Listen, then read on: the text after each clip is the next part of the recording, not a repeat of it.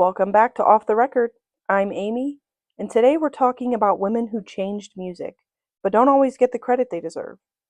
Not because they're unknown, not because they weren't successful, but because their influence is so deeply woven into music culture that we sometimes forget where it started and how much work came before the spotlight.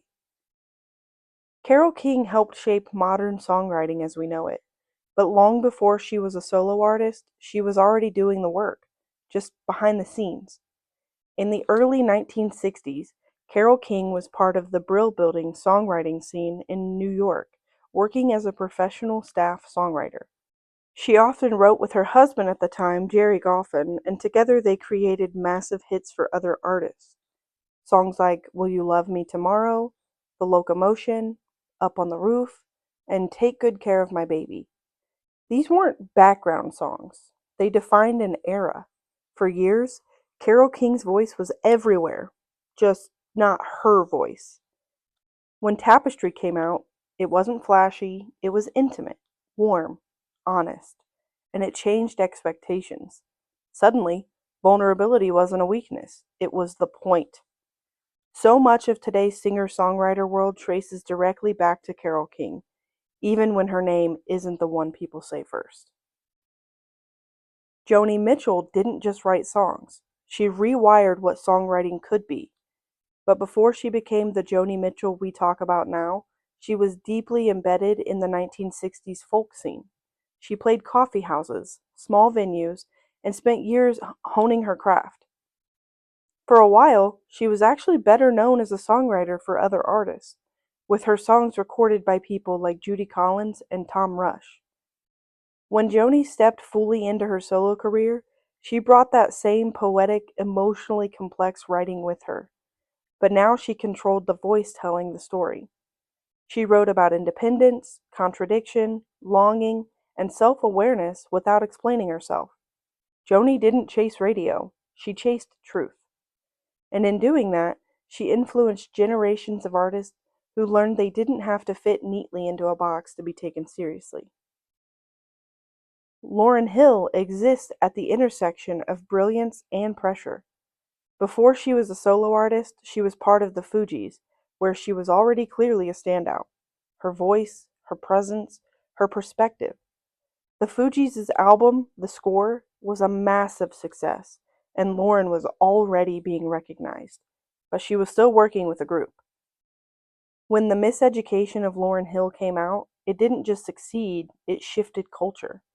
She blended hip-hop, soul, R&B, vulnerability, spirituality, and self-reflection in a way that felt completely new. Lauryn Hill proved that you could be introspective, political, emotional, and powerful all at once. Her influence is everywhere, even when her presence isn't. Missy Elliott changed music without ever asking permission. But before she became a solo star, she was already shaping the sound of an era behind the scenes. She started as part of a group called Sista, and early in her career formed a creative partnership with Timbaland. Long before Missy was center stage, she was writing, producing, and experimenting, helping define the sound of late 90s hip-hop and R&B. When she stepped fully into her solo career, she didn't arrive as a newcomer. She arrived fully formed. Her sound was futuristic, her visuals were playful and groundbreaking, her confidence was unapologetic. Missy didn't just influence artists, she influenced how artists thought about creativity. Sinead O'Connor is often reduced to one moment, but that does a massive disservice to her artistry. Before her solo success, Sinead was part of the Irish alternative music scene and trained in classical and traditional Irish music. Her emotional intensity didn't appear overnight. It was always there. And yes, we have to talk about that moment. In 1992, during a live performance on Saturday Night Live, Sinead O'Connor tore up a photograph of Pope John Paul II on camera. At the time, the backlash was immediate and brutal. She was booed, banned from venues, blacklisted by radio. Her career took a massive hit. What's often left out of that story is why she did it.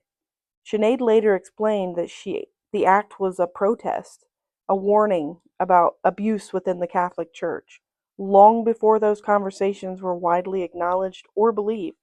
She wasn't trying to shock people, she was just trying to say, pay attention. History eventually caught up to her, but the damage was already done. Sinead paid the price for speaking up too early, too loudly, and without compromise. And that moment overshadowed the fact that she was one of the most emotionally honest voices in modern music. Her impact isn't just musical, it's cultural, and the industry is still reckoning with how it treated her. The women we talked about today didn't just make music, they changed the rules. They expanded emotional language, they reshaped sound, they created space for honesty, experimentation, and complexity.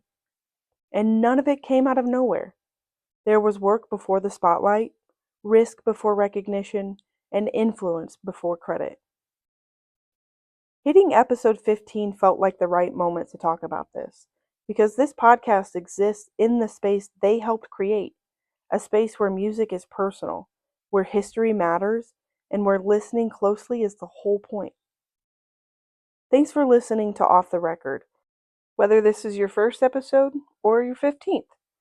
If this episode resonated with you, share it with someone who loves music history, or someone who might need a reminder that sometimes the people who speak first pay the highest price. I'll be back soon with another episode. Until then, keep listening closely.